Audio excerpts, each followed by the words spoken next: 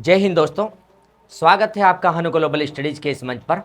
जैसे कि आपको मालूम है कि हिंदी की सीरीज आपकी वीकली आती है सप्ताह में 2 दिन, और सप्ताह में 2 दिन जो वीकली आती है, आपको मालूम है कि ये सीरीज हम लोग देखकर चलते हैं कि आपको बृहस्पतिवार और शुक्रवार के दिन ये सीरीज आपको दी जाती है। इसी के साथ में नेक्स्ट हम लोग देखते हैं शनिवार को योद्धा सीरीज आती है। तो आप लोग कल योद्धा सीरीज के लिए तैयार रहिए और आने वाले हर एग्जाम में आपकी वो योद्धा सीरीज बहुत अच्छी लाभदायक सिद्ध होगी जी, कोई भी एग्जाम हो आपका। तो देखिए, हम लोगों ने कल जो पिछली क्लास आपकी छोड़ी थी वो क्लास यहाँ पर छोड़ी हुई है हिंदी व्याकरण, और हिंदी व्याकरण में हमने क्या पढ़ा था? स्वर। स्वर के भेद पर हमने ला करके क्लास को छोड़ा था। आप लोग ध्यान रखिए, जिस प्रकार से हम लोग क्लास को यहाँ पर लेकर चल रहे, ये वो दौर नहीं है। हम लोग देख कर चले कि आप लोग बिना हम लोग कॉन्सेप्ट किए हल और आप लोग क्वेश्चन को करते रहे। हमने कहा कि कॉन्सेप्ट हमारे पास में होना चाहिए, तब जाकर के क्वेश्चन करने में आनंद आएगा। अन्यथा लाइन टू लाइन आप लोग क्वेश्चन को सीखते चलोगे, कॉन्सेप्ट आपके हाथ में नहीं है, आप लोग नहीं कर पाएंगे पेपर में। वो केवल अपने मन को संतुष्टि देने के लिए होता है कि क्वेश्चन वहां पर हम लोग देख कर चल दे कि हिंदी का तो हमें कॉन्सेप्ट सीखना ही पड़ेगा। देख कर चलना जरा। आइए जरा बात करते हैं हम लोग यहाँ पर जो स्वर भेद की हम लोग बात कर रहे थे। इस स्वर भेद में हमने कहा उच्चारण काल या मात्रा के आधार पर स्वर भेद, ये पॉइंट हमने पकड़ा था यहाँ पर। और जीभ या जिह्वा के आधार पर स्वर भेद, और स्वर भेद क्या था नंबर 3 पर? ओष्ठाकृति के आधार पर स्वर भेद, और मुख द्वार खुलने के आधार पर, उधर जाति आधार, उधर रचना या बनावट के आधार पर स्वर भेद। ये 6 पार्ट किए थे स्वर के हमने विभाजन में। इन 6 पार्ट के हम लोग विभाजन करके चले कि उच्चारण काल या मात्रा के आधार पर स्वर कौन कौन से हैं। उच्चारण काल या मात्रा के आधार पर स्वर के 3 रूप देखेंगे। जीभ या प्रयोग के आधार पर स्वर के 3 रूप देखेंगे। जीभ या प्रयोग के आधार पर, ओष्ठाकृति के आधार पर स्वर के 2 रूप पढ़ेंगे हम लोग, और मुख द्वार खुलने के आधार पर हम लोग देखेंगे स्वर के 4 रूप। मुख द्वार खुलने के आधार पर स्वर के 4 रूप हम लोग देखकर चलेंगे। पॉइंटों को समझते चलना। और जातीय आधार पर स्वर के हम लोग 2 रूप देखेंगे। स्वर के हम लोग 2 रूप देखेंगे, वे कौन से होंगे और किसे जातीय आधार कहेंगे, किसे रचना के आधार पर करेंगे, उन्हें अलग अलग समझते हम लोग चलेंगे जरा। अब बात को हमारी समझना। और रचना या बनावट के आधार पर भी हम लोग 2 रूप पढ़कर चलेंगे। रचना या बनावट के आधार पर पहला पॉइंट समझेंगे उच्चारण काल। उच्चारण काल या मात्रा के आधार पर स्वर भेद, इसका क्या होगा अर्थ? अगर हम लोग बात बताकर चले आपको, उच्चारण काल या मात्रा के आधार पर स्वर भेद क्या होता है। हमने कहा उच्चारण करने में मतलब बोलने में लगने वाला समय, काल बात बोलते हैं समय को। उच्चारण करने में किस वर्ण को कितना समय लगेगा उसके आधार पर, या कौन से वर्ण की कितनी मात्रा होती है उस आधार पर स्वर का भेद करना है। हमने कहा उच्चारण काल या स्वर, हमने कहेंगे मात्रा के आधार पर स्वर भेद कितने होंगे? 3 होंगे। उधर जीभ या हम लोग कहेंगे जिह्वा के प्रयोग के आधार पर, जीभ से हम लोग जब देखते हैं कि किस वर्ण को बोलने में जीभ का कौन सा भाग प्रभावित होगा, आगे का प्रभावित होगा जीभ का भाग, मध्य का प्रभावित होगा जीभ का भाग, या पीछे का प्रभावित होगा जीभ का भाग, तो हम लोग जीभ के आधार पर प्रयोग पढ़ेंगे हम लोग यहाँ पर जी, जीभ के आधार पर। उधर ओष्ठ के आधार पर स्वर भेद पढ़ेंगे। ओष्ठ क्या होता है हम लोग समझते हैं, जो आपके ओष्ठ है किन वर्णों को बोलने में ओष्ठ का आकार कैसा हो जाएगा, उस आधार पर स्वर को पढ़ेंगे। नेक्स्ट आगे लिखा है मुख द्वार खुलने के आधार पर, किस वर्ण को बोलने में मुख द्वार कितना खुलेगा। जैसे हम लोग कहे कि आ बोलने में मुख द्वार अधिक खुलता है आ बोलने में, जबकि आपको कहे कि ई बोलने में मुख द्वार कम खुलता है, तो मुख द्वार किस वर्ण को बोलने में कितना खुलता है उस आधार पर स्वर भेद पढ़ेंगे। जातीय आधार पर स्वर को जानेंगे कि कौन सा स्वर किस जाति से बना है, उस आधार पर जानेंगे। रचना या बनावट के आधार पर भेद को जानेंगे कि रचना या बनावट पर कौन कौन से भेद हम लोग पढ़कर चलेंगे। तो आइए जरा हम लोग सीखते हैं बात को। उच्चारण काल या मात्रा के आधार पर स्वर भेद में एक नाम पढ़ेंगे हम लोग ह्रस्व स्वर, और इसी का नाम क्या होगा जी? लघु स्वर, और इसी का नाम क्या होगा जी? एकमात्रिक स्वर। एकमात्रिक स्वर, ह्रस्व स्वर कहे या लघु स्वर कहे या एकमात्रिक स्वर कहे। नंबर 1 भेद ये है। नंबर 2 हम लोग देखकर चलेंगे। नंबर 2 कौन सा होगा? दीर्घ या गुरु स्वर। दीर्घ कहे या गुरु स्वर कहे, इसी का नाम होगा जी संधि स्वर। दीर्घ गुरु या संधि स्वर, ये नाम होंगे यहां पर नंबर 2 पर। उच्चारण काल या मात्रा के आधार पर 2 भेद जाने, और तीसरा भेद कौन सा होगा? प्लुप्त स्वर। हम लोग कहेंगे प्लुप्त स्वर, यहां पर पढ़कर चलेंगे, प्लुप्त स्वर यहां पर जी। तीसरा भेद, इसका यूज संस्कृत में किया जाता है, हिंदी में इसका प्रयोग बंद हो चुका है। नंबर 3 बात हम लोग पढ़कर चलेंगे, उच्चारण काल या मात्रा के आधार पर स्वर भेद। एक बात और बता दे कि जो संस्कृत को पढ़ते हैं हम लोग, हमने कहा संस्कृत में, अगर संस्कृत की बात करें तो संस्कृत में स्वर को अच कहते हैं, संस्कृत में स्वर को अच कहते हैं। और अच की संख्या अगर देखकर चले, हमने कहा ये कहां पर बोलते हैं, संस्कृत में बोलते हैं, किसको जी, स्वर को। स्वर को अच कहते हैं संस्कृत में। और संस्कृत में स्वर की संख्या कितनी है, संस्कृत में स्वर की संख्या 13 होती है। कौन से 2 जोड़े, हमने कहा कि हिंदी के 11 जोड़े प्लस कौन जोड़े, और दीर्घ री जोड़े। दीर्घ री कैसा, ये तो होता है लघु री, और इसी के नीचे एक गुंडी और आप लोग मोड़ दें, ये होता है दीर्घ री प्लस क्या जोड़े, ये आपका होता है री।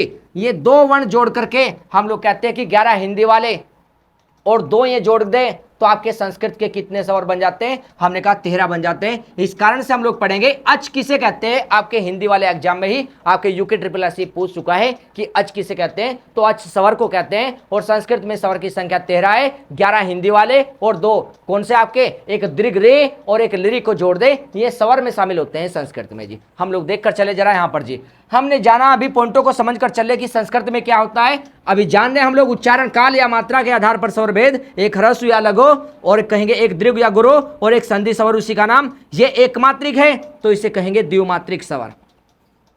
द्विमात्रिक स्वर हमारा बनेगा संधि स्वर या दीर्घ स्वर या गुरु स्वर हमारा द्विमात्रिक। और ये क्या होता है, प्लुप्त स्वर। प्लुप्त स्वर को कहेंगे त्रिमात्रिक स्वर। हम लोग 3 मात्रिक का स्वर बोलकर चलेंगे किसे जी, प्लुप्त को। तो या करके यहां पर ओब्लिंग लगा दे, त्रिमात्रिक स्वर, त्रिमात्रिक स्वर। हमने स्वर के विभाजन बनाए कि कौन कौन से विभाजन है।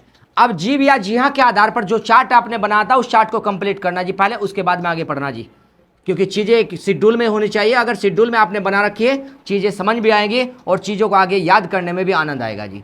और चीज़ें आप लोग देख कर चलना, जैसे आप लोग चार्ट को कंप्लीट कर लोगे, जैसे वर्णमाला कंप्लीट हो जाएगी, आप लोग इसके एमसीक्यू लगाना और फिर बताना कि आपका एमसीक्यू रुक रहा है या नहीं। पेपर आए हुए जो पीछे क्वेश्चन है उन्हें भी उठाना जरा वहाँ पर, और चेक करके चलना कि आपके प्रश्न हो रहे हैं या नहीं हो रहे जी। आप लोग को कंटेंट तब मालूम होगा कि वास्तव में हम लोग किस दिशा में काम कर रहे हैं। तो देखिए जरा, जी हाँ या जीव के प्रयोग के आधार पर क्या पढ़े जी हम लोग, स्वर। ये कितने भेद पढ़े इसके भी 3 भेद पढ़े। एक होगा अग्र स्वर, एक बोलते हैं जीव के आधार पर अग्र स्वर, और दूसरा होता है मध्य स्वर। एक होता है मध्य स्वर, जीव के आधार पर मध्य स्वर।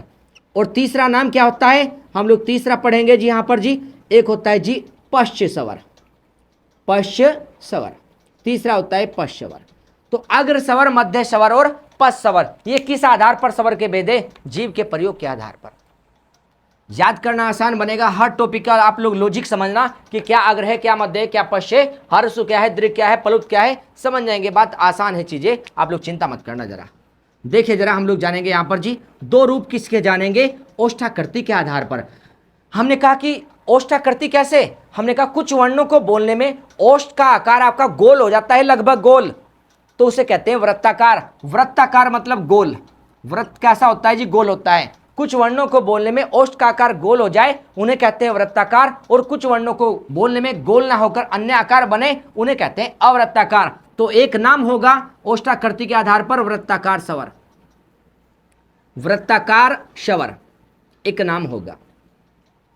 दूसरा नाम क्या होगा, अवृत्ताकार स्वर। दूसरा नाम होगा अवृत्ताकार स्वर, दूसरा नाम ये होगा। नंबर 2, हमने कहा 2 भेद किए ओष्ठाकृति के आधार पर स्वर के, एक वृत्ताकार और एक अवृत्ताकार। आगे आइए जरा, मुख द्वार खुलने के आधार पर स्वर भेद पर। मुख द्वार खुलने के आधार पर स्वर भेद कैसे कैसे करेंगे, हमने कहा कि किस वर्ण को बोलने में कितना मुख खुलेगा उसके आधार पर स्वर भेद। जैसे आ को बोलने में आ बोला तो मुख अधिक खुला, और आ के साथ में ई बोला तो मुख कम खुला, और ऊ बोला तो भी मुख कम खुला। तो हम लोग इसी आधार पर स्वर के भेद करेंगे। मुख द्वार खुलने के आधार पर कौन कौन से नाम देंगे, एक नाम होगा जी संवर्त। लॉजिक बताएंगे, लॉजिक से याद करना बस, अन्यथा आप लोग वर्णों को भूल जाओगे बीच में ही, पेपर तक पहुंच भी नहीं पाने के रास्ते में ही समाप्त हो जाएंगे जी आपके टॉपिक जी। तो इस प्रकार से तैयारी करना है कि आपकी तैयारी पेपर तक पहुंचे बस। तो देखकर चले हम लोग, एक नाम होगा संवर्त स्वर और दूसरा नाम क्या होगा जी, एक क्रम से लिखना है। इसे भी किताब में कुछ भी हो आपका जी, लेकिन वहां पर क्रम दूसरा दिया हुआ है, आप एक क्रम से जोड़ना, क्योंकि क्रम में लॉजिक बैठेगा जी आपका। आइए जरा, संवर्त संवर के बाद नंबर 2 क्या होगा जी? अर्ध संवर्त। नंबर 2 होगा अर्ध संवर्त सवर। अर्ध संवर्त सवर होगा नंबर 2। नंबर 3 क्या होगा? नंबर 3 पर हमने कहा अर्ध विवर्त सवर, नंबर 3। अर्ध विवर्त सवर नंबर 3। और नंबर 4 क्या होगा? नंबर 4 विवर्त सवर। नंबर 4 होगा विवर्त सवर। नंबर 4 जी, विवर्त सवर होगा नंबर 4 पर जी। हमने किस आधार पर भेद किए? मुख द्वार खुलने के आधार पर संवर्त सवर, अर्ध संवर्त सवर, अर्ध विवर्त सवर और विवर्त सवर। एक क्रम लिखा हमने जी अभी चीजों का, एक क्रम लिखा, आपको समझा देंगे डेफिनेशन में कि क्रम कहां पर काम आएगा हमारे।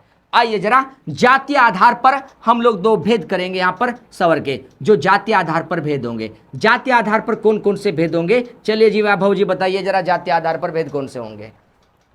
ध्यान देकर चलना जरा जी। जातीय आधार पर पढ़े इसमें जरा, हम लोग देखेंगे एक होगा जी कौन सा? सजातीय, और एक क्या होगा जी? विजातीय।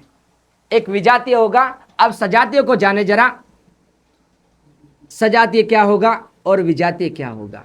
सजातीय सवर नंबर 1 लिखा है सजातीय सवर, सजातीय सवर। और नंबर 2 क्या होगा? विजातीय सवर, नंबर 2 पर विजातीय सवर। नंबर 2 पर होगा विजातीय सवर। ये किस आधार पर भेद किए? जाति के आधार पर। किसी की जाति हम लोग देखेंगे एक ही जाति से बने होंगे तो सजातीय, अलग अलग जाति से बने होंगे तो विजातीय। कितने होंगे सजातीय, कितने होंगे विजातीय, आगे बात करेंगे इसी टॉपिक पर। हम आगे देखिए जरा, रचना या बनावट के आधार पर शब्दों के भेद या स्वर के भेद हम लोग जानकर चलेंगे। रचना या बनावट के आधार पर स्वर भेद जी, अब देखकर चलेंगे हम लोग रचना या बनावट के आधार पर स्वर भेद में। अब इसे जाने, इसके 2 रूप है रचना या बनावट के आधार पर जी। 2 रूप देखने को मिलेंगे। नंबर 1 देखने को मिलेगा, हम लोग कहेंगे इसका नाम जी मूल स्वर। मूल स्वर रचना या बनावट के आधार पर। इसी का नाम दूसरा दे सकते हैं जड़ स्वर, जड़ स्वर। और इसी का नाम तीसरा दे सकते हैं मूल स्वर कह सकते हैं, जड़ स्वर कह सकते हैं, और तीसरा नाम इसी का दे सकते हैं बीजाक्षर स्वर, बीजाक्षर स्वर। बहुत से बच्चे हैं जो पहली बार ये नाम सुन रहे होंगे जी। बातें बहुत है जी, बहुत चीजें हैं जी और अभी, लेकिन हमें ध्यान देकर चलना जो पेपर के लिए आवश्यक है, कहां से हम लोगों को प्रश्न उठाकर चल सकता है पेपर वाला जी। नेक्स्ट एक आगे देखिए जी, नंबर 2 पर क्या मिले? नंबर 1 पर हमने कहा रचना या बनावट पर क्या मिलेगा? मूल स्वर या जड़ स्वर या बीजाक्षर स्वर कौन से होंगे, आप लोग बताना जरा जी। नेक्स्ट आगे देखें, नंबर 2 मिलेगा क्या? हम लोग कहेंगे कृत्रिम स्वर, कृत्रिम स्वर नंबर 2 पर। कृत्रिम स्वर हम लोग कहें नंबर 2 पर हम लोग देखेंगे कृत्रिम स्वर। साइड में लिख देते हैं, थोड़ा हो सकता है कि आप लोगों को उधर से नजर ना आए, तो देखें जरा जी। नंबर 2 पर क्या होगा जी?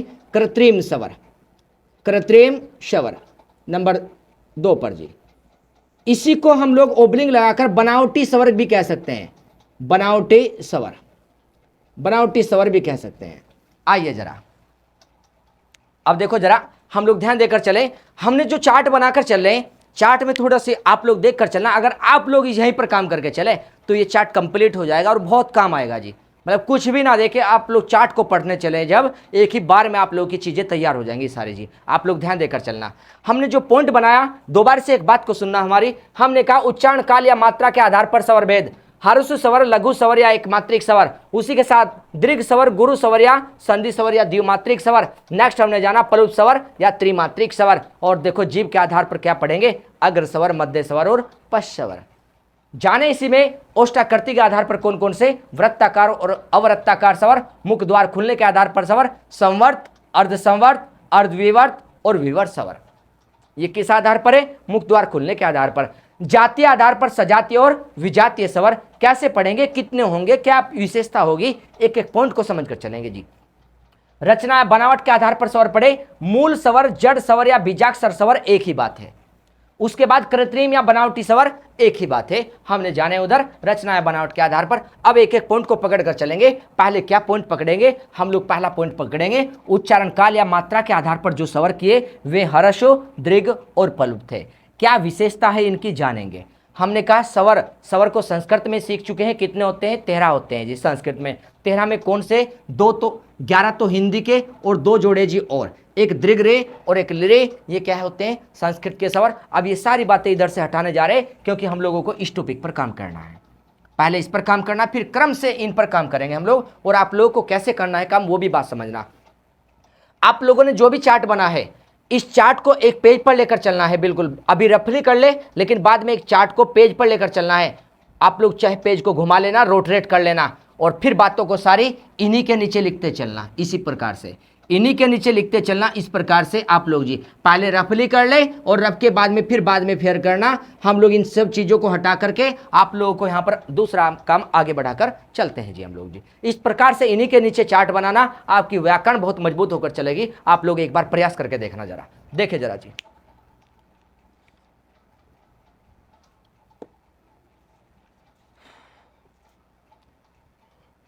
तो हटा देते हैं इससे, जरा बात करते हैं इधर हम लोग अलग से। अब देखिए हमें किस पर बात करनी है? उच्चारण काल या मात्रा के आधार पर स्वर भेद की बात करनी है जी। हमें उच्चारण काल या मात्रा के आधार पर स्वर भेद कैसे होंगे उनकी बात करनी है, और उनके लिए जो मेन पर्सन है पहले उनकी बात करनी है जी। आइए जरा, हमने कहा बात इन पर करेंगे, उच्चारण काल या मात्रा के आधार पर स्वर भेद। एक बात ध्यान देना, हमने क्या पढ़ना है जी? अब उच्चारण काल। उच्चारण काल मतलब क्या होगा? उच्चारण काल या मात्रा, उच्चारण काल या मात्रा के आधार पर स्वर भेद। उच्चारण काल या मात्रा के आधार पर स्वर भेद, इस बात को पढ़ने चल रहे जी हम। ये कितने रूप है इसके? 3 रूप है। 3 रूपों को जानेंगे आप। एक नाम क्या मिला जी? ह्रस्व स्वर, इसी का नाम लघु स्वर, इसी का नाम एकमात्रिक स्वर। लघु या एकमात्रिक स्वर किसे बोलेंगे और कौन होंगे, बात जानेंगे, संख्या कितनी होगी। नंबर 1। नंबर 2 क्या है जी यहां पर जाने हम लोग जी? नंबर 2 पर दीर्घ, या कहेंगे गुरु, दीर्घ या गुरु, या कहेंगे हम लोग संधि, या कहेंगे हम लोग यहां पर जी त्रिमात्रिक स्वर। त्रिमात्रिक स्वर, इनकी बात करने जा रहे हैं। अब बातों को समझना। और तीसरा नंबर किसका पढ़ेंगे हम लोग जी? पलुप्त स्वर का। तीसरा नंबर है पलुप्त स्वर, तीसरा नंबर है इसका या त्रिमात्रिक स्वर। त्रिमात्रिक स्वर, हम लोग त्रिमात्रिक को हटा सकते हैं, केवल पलुप्त स्वर रख सकते हैं, क्योंकि संख्या हम लोग देखकर चलते हैं। आपकी संस्कृत में केवल 2 ही चलती है, यहाँ पर हम लोग देखकर चलते हैं। और पलुप्त स्वर कहाँ पर रखेंगे? केवल संस्कृत में रखेंगे, हिंदी में हम लोग इसे छोड़ देंगे। और ये त्रिमात्रिक हो रखा है, इसे द्विमात्रिक हम लोग करके चलेंगे यहाँ पर जरा, ठीक है? द्विमात्रिक जी हम लोग ध्यान देकर चलेंगे जरा पॉइंट पर जी। आइए जरा अब देखिए जरा पॉइंट को जरा। हमने कहा मात्रा 2 ही मिलती है, या तो लघु की या गुरु की, लेकिन संस्कृत में देखते हैं हिंदी में प्रयोग नहीं हो रहा है हमारे पलुप्त स्वर। इस कारण से जो पीछे हम लोगों ने वहां पर कॉपी किया है वहां पर जी, उसमें पलुप्त में त्रिमात्रिक लिखा है, उसे त्रिमात्रिक शब्द को हटा सकते हैं, केवल 2 मात्रिक तक रहने देंगे। 3 मात्रा का हम लोग वहां पर देखेंगे 3 गुना समय लगता है वहां पर जी, इसलिए वहां पर त्रिमात्रिक बोल देते हैं केवल जी। आगे ध्यान देकर चलना, बात को समझना जो पेपर के लिए। ह्रस्व स्वर किसे कहते हैं? ह्रस्व स्वर किसे कहते हैं? पॉइंट ये है, हमने कहा जिन स्वरों के उच्चारण में कम से कम समय लगे या एक मात्रा का समय लगे। हमने कहा जब छंद पढ़ते हैं तो एक मात्रा इस प्रकार से होती है, और गुरु की मात्रा 2 मात्रा इस प्रकार से होती है जब छंद पढ़ते हैं। ये मात्रा किसकी है? लघु की, और ये मात्रा किसकी है? गुरु की होती है छंदों में। यहाँ पर जी हम लोग यही बात पढ़ने जा रहे हैं कि 2 मात्रा का समय किस में लगेगा और 1 मात्रा का समय किस में लगेगा, या कम से कम समय किस में लगेगा। हम लोग यही बात पढ़ने जा रहे हैं। हमने कहा जिन स्वरों के उच्चारण में, जिन स्वरों के उच्चारण में, उच्चारण किसे बोलते हैं? बोलने को उच्चारण कहते हैं। जिन स्वरों के उच्चारण में मतलब जिन स्वरों को बोलने में, उच्चारण में कम से कम समय लगे, कम से कम समय लगे, कम से कम समय लगे, कम से कम समय लगे, जिन स्वरों को बोलने में कम से कम समय लगे, या हम लोग कहे 1 मात्रा का समय लगे, या 1 मात्रा का समय लगे, 1 मात्रा का समय लगे, 1 मात्रा का समय लगे, वे क्या होते हैं जी? हर्ष स्वर या क्या कहेंगे उन्हें, लघु स्वर या एकमात्रिक स्वर कहेंगे। हम लोग यहां पर जी एक मात्रा का समय लगे, हमने कहा जिन स्वरों के उच्चारण में कम से कम समय लगे या एक मात्रा का समय लगे वे क्या है, हर्ष स्वर। अब पहले इस पर आ जाइए, संख्या बाद में बताएंगे, अभी पहले इस पर आ जाइए। हमने कहा जिन स्वरों के उच्चारण में, जिन स्वरों के उच्चारण में, जिन स्वरों के उच्चारण में, जिन स्वरों के उच्चारण में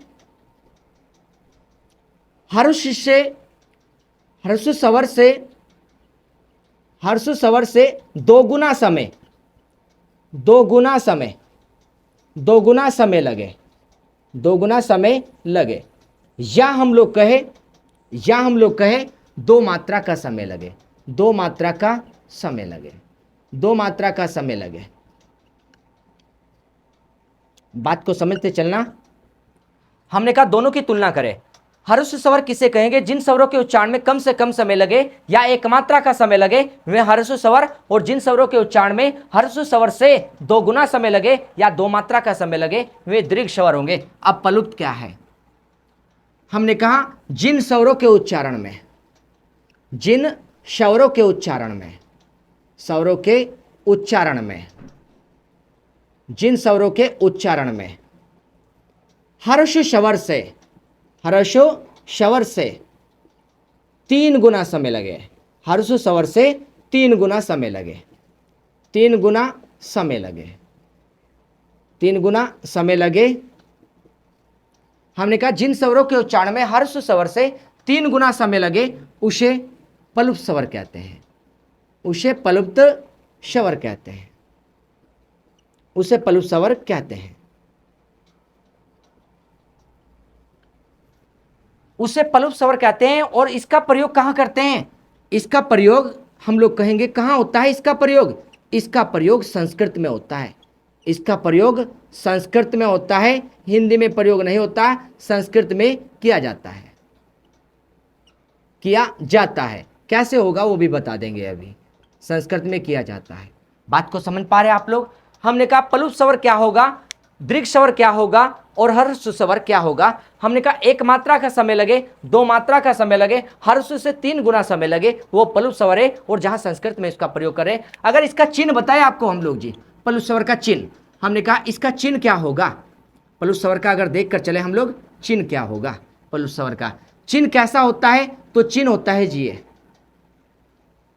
प्लुप्त स्वर का चिन्ह कैसा होता है, जैसे हिंदी में 3 लिख देते थे हम लोग, तो वो क्या होता है प्लुप्त स्वर का चिन्ह। आप लोग इसका अर्थ क्या लगाएंगे, इसका अर्थ तो समझिए इसका अर्थ क्या होगा, उस बात को भी जानेंगे और इन दोनों की संख्या को भी जानेंगे और ये कौन कौन है और ये कौन है उस बात को भी जानेंगे। हमने कहा इसका चिन्ह कैसा होगा, तो इसके चिन्ह को देखो जरा, जैसे आप लोग लिखते हो ओम, और संस्कृत में लिखा हो, देखा भी होगा आप लोगों ने, एक तो ओम ऐसे लिखते हो आप लोग हिंदी में, और एक आप लोग जब देखते हो पंडित लोग जब पत्रा देखते हैं तो उसमें ओम आप लोगों ने इस प्रकार भी देखा होगा ओ, और इसके बाद में इस प्रकार से प्लुप्त स्वर लगाया और फिर म की ध्वनि बाद में आई ओम, तो इस प्रकार से भी ओम बनता है। इसका अर्थ क्या है, इसका अर्थ बताइए आप लोग क्या होगा, इसका अर्थ ये होगा, सुनना ध्यान से, ये जो यहाँ पर ओ है इसके बाद प्लुप्त लगा और उसके बाद म आया, तो इससे क्या अनुमान लगाए हम लोग, इससे अनुमान ये लगाएंगे कि जिस स्वर के बाद में प्लुप्त लगा हुआ है तो उस स्वर को आप लोग क्या करेंगे, उस स्वर का 3 गुना समय लगा करके तब जाकर के बाद वाला वर्ण बोले। कैसे 3 गुना समय, कैसे कि ओ बोला आपने, ओ को 3 बार बोलने में कितना टाइम लगेगा, तब जाकर के 3 बार बोलने में जो टाइम लगेगा, 3 बार का टाइम, जैसे ओ फिर बाद में म बोले, उसके बाद कहा हमने ओ, उसके बाद में म वहां पर जी, तो कहा हमने कि ओ के बाद 3 गुना समय लगाए, ओ जैसा जितना समय ओ में लगा उसके बाद प्लुप्त लगा रखा है, देखो ओ के बाद तब जाकर के म बोले, तो हम लोग कहेंगे कि प्लुप्त का प्रयोग कहां करते हैं, हमने कहा लंबे उच्चारण में, हमने कहा ध्वनि को लंबा खींचने में, उच्चारण को लंबा खींचने में किसका यूज करते हैं, प्लुप्त का। अब सुनिए, अगर हमने यहां पर ओ और इसके बाद 2 प्लुप्त लगा दिए तो इसका अर्थ क्या माने, इसका अर्थ क्या माने कि हमने कहा कि ओ को बोलने में 3 गुना समय ये और इसके बाद में 3 गुना समय और लगाए तब जाकर म बोले, इसका मतलब ओ को बहुत ज्यादा खींचे तब जाकर के म बोले, ओ को बहुत ज्यादा खींचने के बाद तब जाकर के म बोले। इसका प्रयोग कहाँ करते हैं, संस्कृत में इसका प्रयोग हो रहा है, हिंदी में इसका प्रयोग नहीं किया जा रहा है। आइए जरा जी, हम लोग बात कर रहे थे जो यहाँ पर पॉइंट होगी उन पॉइंटों पर आइए आप लोग जरा। हमने कहा हर्ष स्वर या एकमात्रिक स्वर कितने हैं, इनकी संख्या बताएं। हर्ष स्वर या एकमात्रिक स्वर की संख्या कितनी, हम लोग कहेंगे 4। वे कौन से हैं, हम लोग कहेंगे अ, लघु ए, लघु ओ और री। ये क्या है, हर्ष स्वर है। ये क्या है, हर्ष स्वर। और इनकी संख्या कितनी है, इनकी संख्या, हमने कहा इनकी संख्या बताओ, इनकी संख्या कितनी है, तो हम लोग कहेंगे इनकी संख्या है 7। तो दीर्घ की संख्या कितनी है, 7 है। और दीर्घ की संख्या 7 कौन से हैं, आइए जरा इनकी संख्या पर बात करें। दीर्घ आ, दीर्घ ई, दीर्घ ओ, 3 हो गए। उसके बाद ए और देखो आई, उसके बाद ओ और उसके बाद औ। कितने हो गए जी, 7। 3 ऊपर और 4 नीचे, 7 क्या है, दीर्घ स्वर। प्रश्न बनता कैसे है, प्रश्न को सुनना कि निम्न में से कौन हर्ष स्वर है, निम्न में से कौन दीर्घ स्वर है। हमने इधर कौन बनाए, दीर्घ स्वर, और इधर कौन बनाया हमने, सॉरी, इधर कौन बनाए हर्ष स्वर और इधर कौन बनाए दीर्घ स्वर जी। हमने पीछे हम लोगों ने जो पीछे एक चार्ट बनाया था, प्लुप स्वर में त्रिमात्रिक लिख रखा है, वहां से त्रिमात्रिक शब्द को हटा देना बस, बाकी चीजें बिल्कुल जो के तो रहने देना। 2 मात्रा तक ही चलना, हमें त्रिमात्रिक यहां पर नहीं रखना हिंदी में। हमने कहा हर्ष स्वर या लघु स्वर या एकमात्रिक स्वर, दीर्घ स्वर, गुरु स्वर, संधि स्वर या द्विमात्रिक स्वर, यहां तक की बात जानी। अब जिस समय हम लोग देखेंगे इन्हें संधि स्वर क्यों बोला, और यहां पर हम लोग जानकर चले, इन्हें यहां पर हम लोग पढ़ेंगे, इनके उच्चारण में कम से कम समय लगता है, वे कौन है, लघु स्वर। इन्हें हम लोग लघु क्यों कहेंगे। हमने कहा ये दीर्घ कैसे बने, ये गुरु कैसे बने, इनका मतलब हुआ कि इनकी मात्रा क्या है, इनकी एक मात्रा है, और इनकी मात्रा क्या है, इनकी 2 मात्रा है, इनकी 2 मात्रा और इनकी क्या है जी, 1 मात्रा। और इनके यहाँ पर क्या देखें, ये संस्कृत में यूज होते हैं, हिंदी में प्रयोग नहीं किए जाते। और इनका प्रयोग कब करते हैं, हमने कहा लंबे उच्चारण में। कैसा चिन्ह बनता है, इस प्रकार का 3 जैसा चिन्ह बनकर चलता है। हम लोगों ने इस बात को समझा है। तो हम लोग जो बात करके चल रहे हैं, हम लोगों ने क्या सीखा यहाँ पर, उच्चारण काल या मात्रा के आधार पर स्वर भेद को सीख कर चले। अभी एक पॉइंट और ले लेते हैं जरा हम लोग। उच्चारण काल या मात्रा के आधार पर हमने जाना, बस एक और देखते हैं, जीव या प्रयोग के आधार पर स्वर क्या होगा। आइए जरा देखते हैं पॉइंट को। हटा दे इसे, आप लोग ध्यान से कॉपी करके चलना जरा, एक एक पॉइंट जी।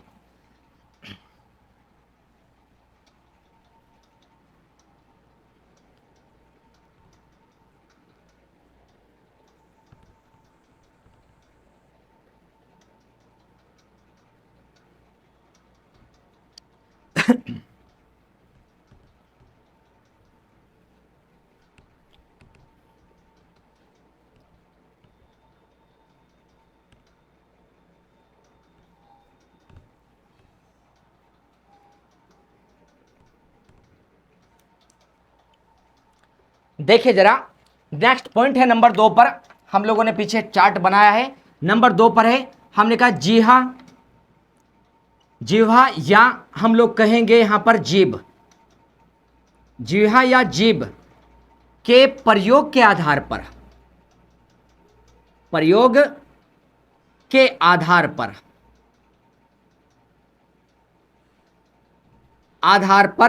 स्वर भेद,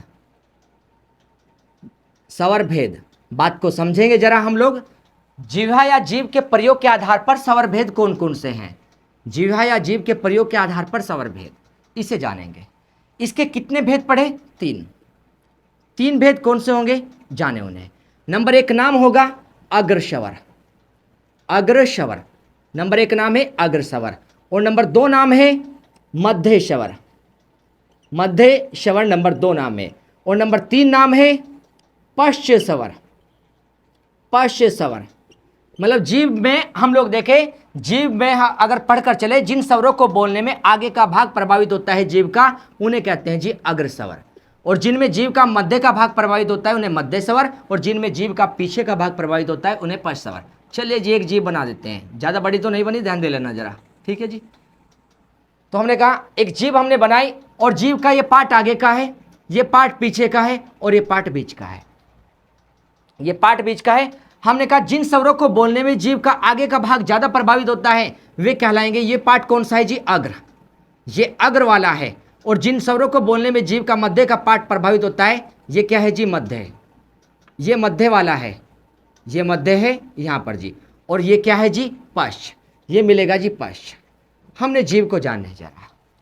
जिन स्वरों के उच्चारण में जीव का आगे का भाग प्रभावित हो उन्हें अग्र स्वर, और जिनमें बीच का भाग प्रभावित हो मध्य स्वर, और बाकी देखे पश्च स्वर क्या होगा उन्हें जानेंगे जिसमें जीव का पीछे का भाग प्रभावित हो। वे कौन से स्वर है जिनके उच्चारण में जीव का आगे का भाग प्रभावित हो रहा है, और वे कौन से स्वर है जिनके उच्चारण में जीव का पीछे का भाग प्रभावित हो रहा है। तो हम लोग जान रहे हैं यहां पर जिन स्वरों के उच्चारण में, जिन स्वरों के उच्चारण में, जिन स्वरों के उच्चारण में जीव का आगे का भाग प्रभावित हो, आगे का भाग प्रभावित हो, आगे का भाग प्रभावित हो, वे अग्र स्वर है, वे अग्र स्वर है, वे अग्र स्वर है। नंबर 2 हमने कहा जिन स्वरों के उच्चारण में, जिन स्वरों के उच्चारण में, जिन स्वरों के उच्चारण में, जिन स्वरों के उच्चारण में जीव का मध्य का भाग, मध्य का भाग प्रभावित हो, मध्य का भाग प्रभावित हो, वे मध्य स्वर होते हैं, वे मध्य स्वर होते हैं। ध्यान से समझना, बात को याद करना बहुत आसान बन जाएगा, चिंता ना करें आप लोग। आगे देखें जरा, पश्च स्वर क्या होगा। जिन स्वरों के उच्चारण में, जिन स्वरों के उच्चारण में जीभ का पीछे का भाग प्रभावित हो, पीछे का भाग प्रभावित हो, वे पश्च स्वर होते हैं। अब देखते हैं जरा बातों को हम लोग, कौन है अग्र और कौन है पश्च। एक लॉजिक समझना हमारा जरा। हमने कहा स्वर कितने हैं, हमने कहा स्वर 11 है। स्वर कौन कौन है 11, फिर देखे जरा यहां पर,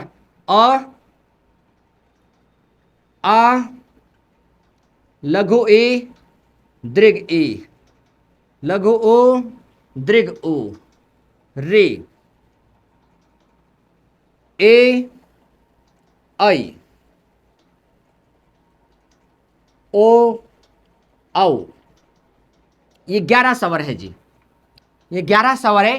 अ, आ, ई, उ, री, ए, ऐ, ओ, औ। ये 11 स्वर है। इन 11 स्वर में से कौन अग्र में है, कौन मध्य में है और कौन पश्च में है, उनकी छटनी करनी है उन 11 में से। अब एक बात को समझिए कि सबसे बीच में बस एक स्वर को याद रख लो आप लोग, उस स्वर का नाम है जी अ, उस स्वर का नाम है अ। इस स्वर को याद रख लो, ये सबसे बीच में है अग्र स्वर में, इसे याद रख ले बस। यहां पर बिल्कुल मध्य में, बिल्कुल जी अग्र मध्य और पश्च में बिल्कुल बीच में अ। अब एक बात बताएं, इस अ को लिखने में एक 3 जैसा बना। अब बताए जरा, इस आ के बाद आ लिखने में 3 जैसा बना, उ लिखने में 3 जैसा, दीर्घ उ लिखने में 3 जैसा, ओ लिखने में भी देखो, ओल बनाने में भी 3 का प्रयोग, और औ बनाने में भी 3 का प्रयोग हुआ। ध्यान दे जरा, औ बनाने में 3 का प्रयोग। यहां पर आ लिखने में 3 जैसा, उ में 3 जैसा, इस उ में 3 जैसा लिखा, और ये भी देखो 3 के जैसा बना, और ये भी 3 के जैसा। हमने कहा बस मध्य को याद करो, और बाकी जिस स्वर को बनाने में 3 का प्रयोग हो रहा है वे कहाँ ले जाकर रख दे, सारे पश्च में रख दो बस ले जाकर के। हमने कहा आ लिखने में, उ में, दीर्घ उ में, ओ में और औ में, इन्हें बनाने में 3 का प्रयोग हुआ, और सारे कहाँ ले जाकर रख दे, पश्च के। चलिए एक विदेशी स्वर भी बताते हैं आपको, ये है जी विदेशी स्वर। ये अंग्रेजी भाषा से आ रखा है, यहाँ पर जैसे डॉक्टर लिखते हो आप लोग, डॉक्टर, उसमें डॉक्टर लिखने में ओ का प्रयोग करते हैं, ये विदेशी स्वर का प्रयोग, ये भी कहाँ जाएगा, पश्च में जाएगा। हमने जो बात बताई ध्यान देना 2 बार है। हमने कहा बस अ को निकाल दे मध्य में, और बाकी जिनको लिखने में 3 का प्रयोग हुआ है वे सारे कहाँ लेकर चले जाए, पश्च में। अब एक बात और बता दे आप लोग जरा, हमने कहा कि बाकी कौन बचे, अ चला गया, आ चला गया, उ, ओ, औ, बाकी अग्र में क्या लेकर आए, दोनों ई, लघु ई और दीर्घ ई, ए और ऐ, और हम लोग कहेंगे जीव के प्रयोग के आधार पर री को शामिल नहीं किया जाता। हम लोग देखकर चले, एक को हटा दे 10 बच रहे और उन 10 का लॉजिक लगाया आप लोग कैसे कि बीच में केवल अ को रख ले और बाकी जिसको बनाने में 3 जैसा प्रयोग हो रहा है। देखो 3 जैसा लग रहा है, 3 जैसा, 3 जैसा, 3 की तरह, ये भी 3 की तरह और ये भी जिसको लिखने में 3 जैसा लग रहा है वो क्या है जी, पश में, और बाकी री किसी में नहीं और बाकी बचे हुए कहाँ है, अग्र में। याद करना आसान है।